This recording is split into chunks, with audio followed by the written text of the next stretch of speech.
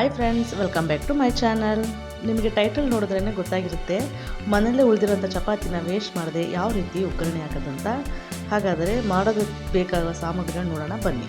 ಮೊದಲಿಗೆ ಉಳಿದಿರುವಂತಹ ಚಪಾತಿ, ಮೆಂತ್ಯ ಸೊಪ್ಪು, ಬೆಳ್ಳುಳ್ಳಿ, ಅಚ್ಚಕಾರದ ಪುಡಿ,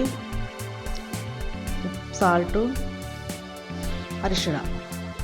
ಮೊದಲಿಗೆ ಒಲೆ ಮೇಲೆ ಒಂದು ಕಡಾಯಿ ಇಟ್ಟು ಕಡಾಯಿ ಬಿಸಿಯಾದ ನಂತರ 1 ಸ್ಪೂನು ಎಣ್ಣೆ ಹಾಕಿ, ಜಾಸ್ತಿ ಎಣ್ಣೆ ಬೇಕಾಗಲ್ಲ, ಅದಕ್ಕೆ ನಾನು 1 ಸ್ಪೂನ್ ತೊಗೊಂಡಿದ್ದೀನಿ ಸಾಕು.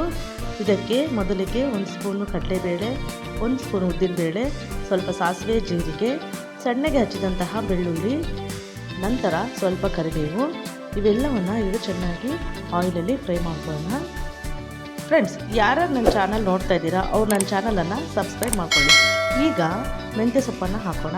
ಫ್ರೆಂಡ್ಸ್, ನೆನ್ಪಿಟ್ಕೋಬೇಕಾಗಿದೆ ಏನಂದರೆ ಮೆಂತ್ಯ ಸೊಪ್ಪು ಜಾಸ್ತಿ ಹಾಕಬಾರ್ದು. ಚಪಾತಿ ಎಷ್ಟಿದೆ ನೋಡಿಕೊಂಡು ಕ್ವಾಂಟಿಟಿಲಿ ಹಾಕಬೇಕು. ಜಾಸ್ತಿ ಹಾಕಿದರೆ ಕಹಿ ಬರುತ್ತೆ. ಅದಕ್ಕೆ ನನಗೆ 2 ಚಪಾತಿಗೆ ನಾನು 1 ಕಟ್ಟನ್ನು ತೊಗೊಂಡಿದ್ದೀನಿ. ಇದನ್ನು ಚೆನ್ನಾಗಿ ವಾಶ್ ಮಾಡಿ ಚೆನ್ನಾಗಿ ಆಯಿಲಲ್ಲಿ ಫ್ರೈ ಮಾಡಬೇಕು.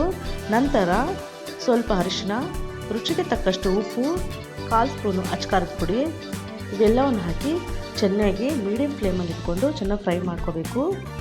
ಮೆಂತ್ಯ ಸೊಪ್ಪಲ್ಲಿರೋ ಕಹಿ ವಾಸನೆ ಹೋಗೋವರೆಗೂ ಚೆನ್ನಾಗಿ ಫ್ರೈ ಆದಮೇಲೆ ನಂತರ ಚಪಾತಿಯನ್ನು ಈ ಥರ ಸಣ್ಣ ಸಣ್ಣ ಪೀಸ್ ಥರ ಕಟ್ ಮಾಡ್ಕೋಬೇಕು. ಈಗ ಎಲ್ಲ ಚಪಾತಿಯನ್ನು ಹಾಕಿ ಚೆನ್ನಾಗಿ ಮಿಕ್ಸ್ ಮಾಡೋಣ.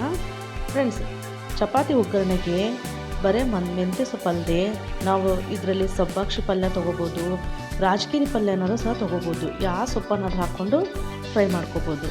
ನೋಡಿದ್ರಲ್ಲ ಫ್ರೆಂಡ್ಸ್, ಈ ಥರ ಚೆನ್ನಾಗಿ ಮೀಡಿಯಮ್ ಫ್ಲೇಮ್ ಇಟ್ಟು ಫ್ರೈ ಮಾಡಿಕೊಂಡು ಈಗ 1 ನಿಮಿಷಗಳ ಕಾಲ ಲಿಡ್ಡನ್ನು ಕ್ಲೋಸ್ ಮಾಡಿ ಮೀಡಿಯಮ್ ಫ್ಲೇಮಲ್ಲಿ ಇಟ್ಬಿಡೋಣ. ನಂತರ ಓಪನ್ ಮಾಡಿ ಲಿಡ್ಡನ್ನು ಈಗ ನೋಡಿ ಚೆನ್ನಾಗಿ ಮಿಕ್ಸ್ ಮಾಡಿದರೆ ಚೆನ್ನಾಗಿ ಫ್ರೈ ಆಗಿರುತ್ತೆ. ಈಗ ರೆಡಿ ಆಯಿತು. ಈಗ ತಟ್ಟೆಗೆ ಸರ್ವ್ ಮಾಡಿದ್ರೆ ಆಯಿತು. ನೋಡಿದ್ರಲ್ಲ ಫ್ರೆಂಡ್ಸ್, ಚಪಾತಿ ಒಗ್ಗರಣೆ ಮಾಡೋದು ಎಷ್ಟು ಈಸಿ ಅಂತ. ನೀವು ಸಹ ಮನೆಯಲ್ಲಿರುವ ಚಪಾತಿನ ವೇಸ್ಟ್ ಮಾಡದೆ ಮಾರ್ನಿಂಗ್ ಬ್ರೇಕ್ಫಾಸ್ಟ್ಗೆ ಇಲ್ಲ ಈವ್ನಿಂಗ್ ಸ್ನ್ಯಾಕ್ಸಿಗೆ ಈಸಿಯಾಗಿ ಕ್ವಿಕ್ಕಾಗಿ ಮಾಡ್ಬೋದು. ನೋಡಿದ್ರಲ್ಲ ಫ್ರೆಂಡ್ಸ್, ಚಪಾತಿನ ವೇಸ್ಟ್ ಮಾಡದೆ ಯಾವ ರೀತಿ ಒಗ್ಗರಣೆ ಹಾಕೋದಂತ. ಮತ್ತೆ ಮುಂದಿನ ವಿಡಿಯೋದಲ್ಲಿ ಭೇಟಿಯಾಗೋಣ. ಎಲ್ಲರಿಗೂ ನಮಸ್ಕಾರ.